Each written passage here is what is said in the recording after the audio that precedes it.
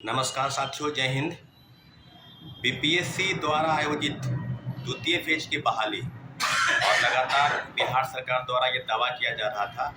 कि हमने 1,22,000 लोगों को नौकरी दे दी। और कल एक मामला जो है प्रकाशित हुआ है न्यूज़पेपरों के माध्यम से। तो एक बहुत बड़ा मामला सामने आया है TRA-3 की पेपर लीक की जो जाँच चल रही थी, जिसमें लगातार 270 लोगों की गिरफ्तारी हुई और आर्थिक अपराध इकाई ने जितने लोगों के प्रमुख लोगों के नाम सामने आ रहे थे, संजीव मुखिया की गिरफ्तारी अभी तक नहीं हुई है। उसके बेटे शिव, जो नीट पेपर लीक का भी कांड का सरगना था, उसकी गिरफ्तारी हुई है। परंतु TRA-3 के जांच के क्रम में TRA-2 के भी जांच जो है वो की गई और ये पाया गया कि TRA-2 के भी पेपर लीक थे। तो साथियों, आज विषय पर पूरी तरीके से अब इस बात पर मंथन हो रहा है कि TRA-2 के जो पेपर लीक थे उसमें किन किन चीज़ों का जिक्र किया गया। क्या सरकार की गंभीरता इस बात से नहीं थी कि पेपर की जांच अगर कराई जाती है और जिस प्रकार से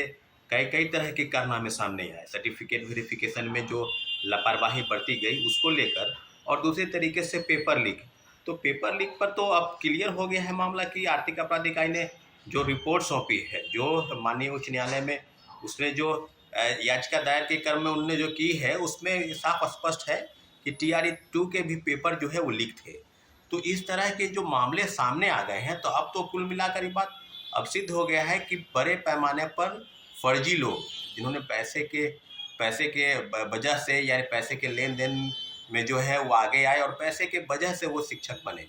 तो अब टोटली रूप से ये माना जाए कि क्या जांच के बाद सरकार की अब इस बात की तरफ इशारा नहीं होता है कि पेपर लीक पर सरकार कितनी गंभीर है। लगातार पेपर लीक हो रहे हैं, तो हम लोग तो लगातार डिमांड कर रहे हैं कि TRA-2 क्यों, TRA-1 से भी पेपर लीक की जांच करवा लीजिए। उसमें भी काफ़ी तरह की सामने चीज़ें आई थी और आज जो बातें सामने आर्थिक अपराध इकाई ने कहा है स्पष्ट तौर पर, परंतु कुल मिलाकर ये बात ही कहा जाए कि पेपर लीक पर ये सिर्फ सवाल नहीं है। पेपर लीक पर सवाल इस बात का है कि उन्होंने जो रिपोर्ट सौंपी है उसमें पटना के 3 कोचिंग इंस्टीट्यूट के भी नाम शामिल हैं, जिन्होंने पेपर को सॉल्व कराया। अब कहने की बात है कि मुजफ्फरपुर से मोतिहारी ले जाने के क्रम में हाजीपुर के आगे आदि आदि कई जगहों का जिक्र हो रहा है। तो आर्थिक अपराध इकाई को ये भी बताना चाहिए कि पटना की 3 कोचिंग सहित जो लोग इसमें शामिल हैं, जो लोग इस बड़े रैकेट में शामिल हैं, संजीव मुखिया ही नहीं है। संजीव मुखिया का भी कोई सरगना मुखिया है जो इन सब चीज़ों को संरक्षण देता है और जिसके संरक्षण के रहते TRA-1 से लेकर TRA-3 तक बड़े पैमाने पर धांधली के शिकायत मिले और फर्जीवाड़ा हुआ। दूसरे तरीके से बात की जाए तो हम लोग लगातार सर्टिफिकेट वेरिफिकेशन का बात कर रहे थे कि सर्टिफिकेट का वेरिफिकेशन जो है वो BPSC अपने स्तर से पहले कर ले, डॉक्यूमेंट वेरिफिकेशन, तब रिजल्ट का प्रकाशन करे। यानी 1.5 गुना रिजल्ट का प्रकाशन जो है सर्टिफिकेट का वेरिफिकेशन वो करके 1 से लेकर और 11-12 तक, यानी प्राथमिक से लेकर उच्चतर माध्यमिक के जो भी रिजल्ट का प्रकाशन है उसमें पूरी तरीके से उस चीज़ को पारदर्शिता के साथ लागू करे, ताकि कोई भी फर्जी तरीके से बहाल नहीं हो जाए। लेकिन हुआ इसके उल्टा, शिक्षा विभाग और BPSC में तू मैं हुआ और कई चीज़ों का आगे जाके सामने आया कि सीटेट फेल वाले जो हैं उन मामले में उच्च न्यायालय के फैसले के बाद अब कई सीटेट वाले को बाहर किया जा रहा है। NIOS से जिन्होंने DELED की डिग्री ली है उनको बाहर का रास्ता दिखाया जा रहा है।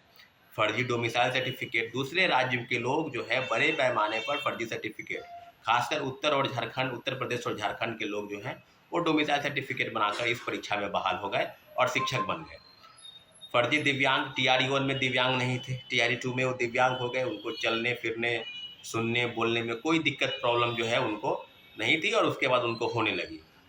साथियों, विडंबना के साथ कि TRA-2 में जिस प्रकार से पेपर लीक के सबूत मिले आर्थिक अपराध इकाई को, तो आर्थिक अपराध इकाई को अब खुली छूट मिलनी चाहिए कि जो लोग इसमें शामिल हैं, संजीव मुखिया की अभी तक गिरफ्तारी नहीं हुई है, ये कहाँ पर वो छिपा हुआ है, उनको किस प्रकार का संरक्षण मिला कि उन्होंने अपने परिवार के लोगों को राजनीति में भी हाथ आजमाया।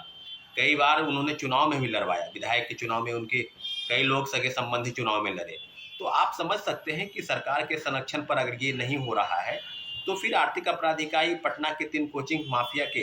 जो कोचिंग इंस्टीट्यूट है जिनके नाम लगातार सुर्खी में आ रहे हैं, उन पर कार्रवाई क्यों नहीं हो रही है। और पेपर लीक पर इस प्रकार से जो चीज़ सामने आई है उस पर अभी तक तो कोई संज्ञान नहीं आया है।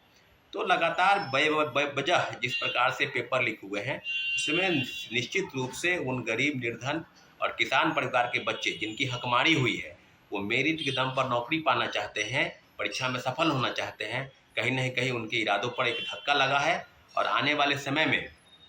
जिस प्रकार से चीज़ें हुई है और हो रही है, वो बात बिल्कुल सही है कि TRE 1 और TRE 3 तक, जो TRE 3 के भी पेपर लीक हुए हैं, लगभग 270 लोगों की गिरफ्तारी हुई है। और लगातार अभी तक जांच के बिंदु में कोई भी ऐसी चीज़ें नहीं हुई जिस पर विशेष रूप से टीका टिप्पणी की जाए कि ये हो रहा है, हो रहा है। लेकिन इतना ज़रूर है कि TRE 1 से और TRE 2 में जो गड़बड़ी हुई है, अब पक्का हम पूरे दावे के साथ कह सकते हैं कि TRE 1 की भी अगर जांच की जाए तो ये बात बिल्कुल अब तह के तह सामने आ जाएगी कि TRE 1 में भी पेपर लीक था। और जिस प्रकार का डंका उस समय के तत्कालीन चेयरमैन BPSC के श्री अतुल प्रसाद जी पीट रहे थे कि हम जो है सो किसी को बंदा जो है वो पर नहीं पार पाएगा, एकदम निश्चित रूप से एक अलग तरह के सील पैक और पता नहीं क्या किन किन चीज़ों का वो जिक्र कर रहे थे कि पेपर लीक नहीं होगा, और पेपर लीक जो है वो हो चुका है। तो इस तरह से लगातार BPSC और सरकार और जो वाहवाही लूट रही है, उसी का नतीजा है कि एक तरफ जहाँ पर क्रेडिट लेती है, दूसरे तरीके से पेपर लीक पर वो बोल नहीं पाती है। तो आने वाले समय में एक बहुत बड़ा प्रोटेस्ट जो बिगुल है, वो कोचिंग इंस्टीट्यूट माफिया, सरगनाओं और जो इसमें शामिल हैं, उसमें सरकार के सिस्टम के खिलाफ हम लोग लड़ने के लिए तैयार हैं। और आने वाले समय में ये आपको देखने को भी मिलेगा। ठीक है साथियों, धन्यवाद, जय हिंद।